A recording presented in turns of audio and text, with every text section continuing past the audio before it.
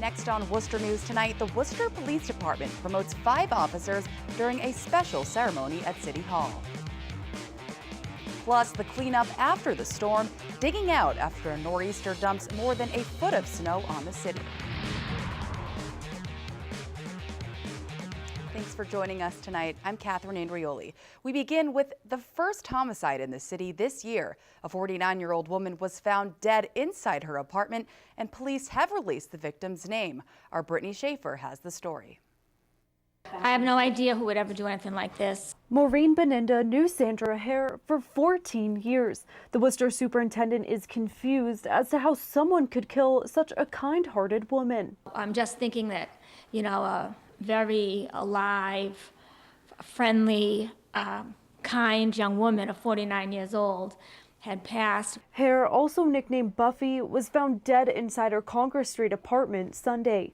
Worcester police say an autopsy determined her death to be a homicide caused by strangulation. February 5th at around 11:15 a.m., Worcester police responded to an apartment on Congress Street for an unresponsive female. Police are currently still working the case. The case is active. Hare was a teacher's aide at Claremont Academy. A former student says she was an athletic, kind woman who did not deserve this. I know she cared about me, so I figured she cared about all of her other students and stuff like that, but I don't know, it's just sad to see how she went, how she lost, how she's gone like that. There has been a crisis team at the school all week. Beninda says this is a big loss for the community. It's certainly a very personal level for me. Simply because I knew her since she was 14, but it's not just a personal level for me, it's a personal level for the whole Worcester community, because we certainly lost somebody that was 49 years old to a homicide. It's been a long time since I've seen her, but still makes an impact on what one person can do for a child, especially when they're so young and naive. The Worcester Police Department promoted 5 officers tonight during a special ceremony at City Hall. The officers took their oaths before family members and colleagues during the ceremony, which promoted Lieutenant Matthew DeAndrea to captain and 4 other officers to lieutenants. Sergeant Miguel Lopez was one of 4 sergeants promoted during the ceremony. He is the first Latino to be promoted as lieutenant in the Worcester Police Department. He says it's an honor. Proud to be a Worcester police officer. The fact that I'm the first Latino lieutenant, I think is also another honor. To say I'm the first Latino lieutenant is that hopefully people in our community will look at me and look at today and look at what's happening and say, you know what, I can do that too. And the officers were pinned by their family members during the ceremony. And the city launched its Worcester 100 campaign tonight with a Blizzard of 78 party on Worcester Common. The campaign aims to bring 100 new events to Worcester Common in 2017. The Oval hosted music, food trucks, and even a heated tent with a free showing of the 1978 classic movie Grease. Wormtown Brewery also served its 78 ale, while food trucks served some of Worcester's favorites, including hot dogs from the Dogfather truck. The truck's owner says it's great to be a part of events like these in downtown Worcester.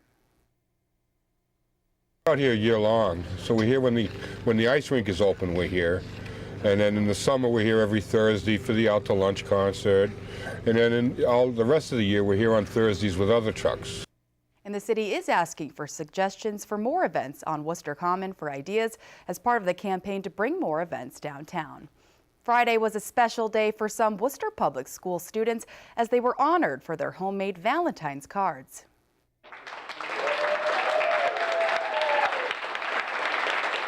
Worcester Historical Museum hosted a ceremony celebrating the winners of the 39th annual BR Valentine contest. More than 600 students grades 3 through 6 participated in the competition. Only 18 winners were selected at Friday's ceremony, where they received a special trophy for their accomplishments. Some of the winners say it was a special moment for them.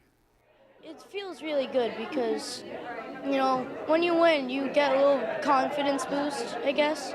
And it just feels nice. It's kind of like a challenge because you have to please the judges just the right way. I didn't expect all this stuff.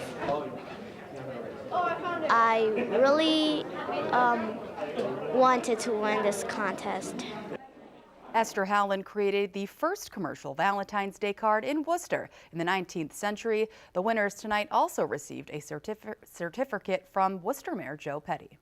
Crews were out again today cleaning up from yesterday's snowstorm. The high winds and cold temperatures made it difficult, knocking down one tree in Auburn. And after a busy week of cleanup, crews are preparing for more snow this weekend. Olivia Lemon has the story. High winds Friday morning caused a tree to come crashing down in Auburn. The tree was dead. It looks like it had been dead for quite some time. Lieutenant Justin Brigham says the tree took down live wires and blocked traffic on Noel Street for about 2 hours. National Grid did come and kill the power. They were there within 10 or 15 minutes of the initial call, so they eliminated the hazard as soon as the power was cut to the service. In Worcester, wind gusts and below freezing temperatures made it difficult for oval skate guards to clear more than a foot of snow left behind from Thursday's storm. Definitely takes a lot of toll on it. As you can see, they got a lot of this done already, but definitely going to be spending probably another couple hours out here tonight. As you can tell, there's pretty high snow banks everywhere, so I mean, it was lucky that we had the equipment to help us, but we still had to shovel out a decent amount. With more snow in the forecast for this weekend, the guards plan on being at the Oval the next few days to keep it cleared.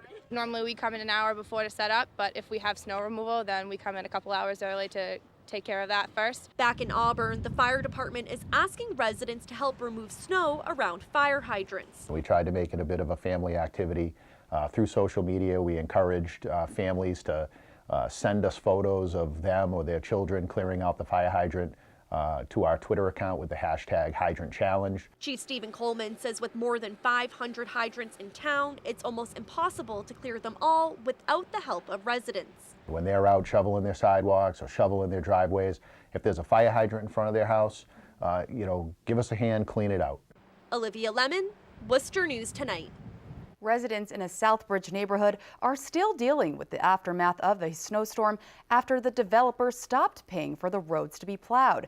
Peter Kachi, who lives in one of the subdivisions, says all of the homes are communicating through email, and another resident is collecting money from all 49 homes to pay a private plow company. Kachi says each home was supposed to pay $60 for 3 storms, but they are now being asked for more money after Thursday's storm.